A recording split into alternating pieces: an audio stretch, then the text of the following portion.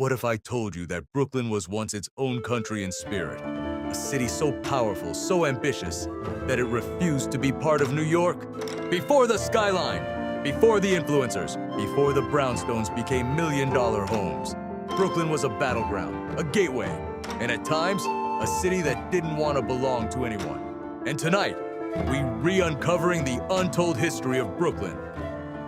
The stories most people walk past every single day without even realizing it. Let's go back to the beginning. Long before hip-hop echoed through the streets or the Brooklyn Dodgers made history, this land was home to the Lenape people.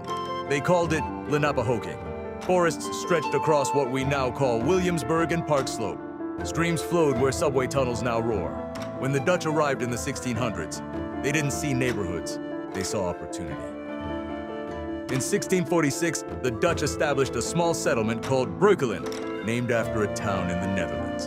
That tiny colonial village would later become Brooklyn. But here's what most people don't know. Brooklyn wasn't always part of New York City.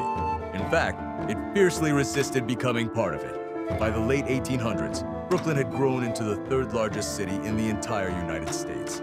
Behind only New York and Chicago, it had its own mayor, its own identity, its own pride. People didn't say they were from New York. They said, "I'm from Brooklyn." Then came 1898. The controversial consolidation vote that merged Brooklyn into Greater New York. Many Brooklyn residents were furious. Newspapers at the time described it as a betrayal. Some called it the great mistake of 1898. Imagine waking up one morning and finding out your entire city no longer exists, absorbed into something bigger. That independent spirit, it never really disappeared. But if you want to understand Brooklyn's soul, you have to go to. A young black man named Jackie Robinson stepped onto Ebbets Field wearing a Brooklyn Dodgers uniform. With that moment, he broke Major League Baseball's color barrier. While racism raged across America, Brooklyn fans, working class, immigrant families, embraced him. They cheered for him, protected him, stood by him, and in doing so, Brooklyn became part of one of the most important civil rights moments in American history. But then came heartbreak. In 1957, the Dodgers left for Los Angeles. When the Brooklyn Dodgers packed up and moved west, it felt like betrayal all over again. Grown men cried in the streets. For many, it wasn't just a baseball team leaving. It was Brooklyn losing part of its identity. And yet, Brooklyn kept reinventing itself. In the 1970s and 80s, when parts of New York were struggling with crime and economic decline, something revolutionary was being born in Brooklyn's neighborhoods. Hip-hop. Though often associated with the Bronx, Brooklyn played a massive role in shaping it. Artists from neighborhoods like Bed-Stuy and East New York turned struggle into rhythm. Stories of poverty, survival, and ambition became lyrics that would travel the world. Brooklyn was no longer just a borough. It was a brand. And then came gentrification. Old factories in Williamsburg became luxury lofts. Industrial docks turned into parks like Brooklyn Bridge Park. Rent prices soared.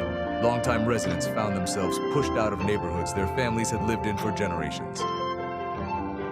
The same streets that once housed dock workers and factory laborers now host tech entrepreneurs and artists, sipping coffee in minimalist cafes.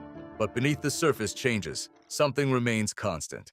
That Brooklyn edge, that chip on the shoulder, that sense of we're different. And here's something else most people don't realize. The Brooklyn Bridge, one of the most iconic structures in the world, was completed in 1883. And when it opened, people were terrified to walk across it. Rumors spread that it would collapse. To prove it was safe, circus promoter P.T. Barnum marched 21 elephants across the bridge. Imagine standing there, watching elephants cross what was then the longest suspension bridge in the world. Brooklyn has always been bold like that. Dramatic, unforgettable. Even today, its population is larger than many major American cities. If Brooklyn were still independent, it would rank among the largest cities in the country. But numbers don't tell the real story. The real story is in the brownstones that survived wars and depressions, in the accents that blend Italian, Caribbean, Russian, Arabic, and Spanish into something uniquely Brooklyn, in the murals painted on brick walls that once held factories. Brooklyn is contradiction. It's luxury condos and public housing, historic synagogues and new art galleries, old school delis and vegan pop-ups on the same block. It has seen revolution, immigration, segregation, innovation, heartbreak, and rebirth. And maybe that's why Brooklyn feels different from anywhere else. Because it has fought to exist.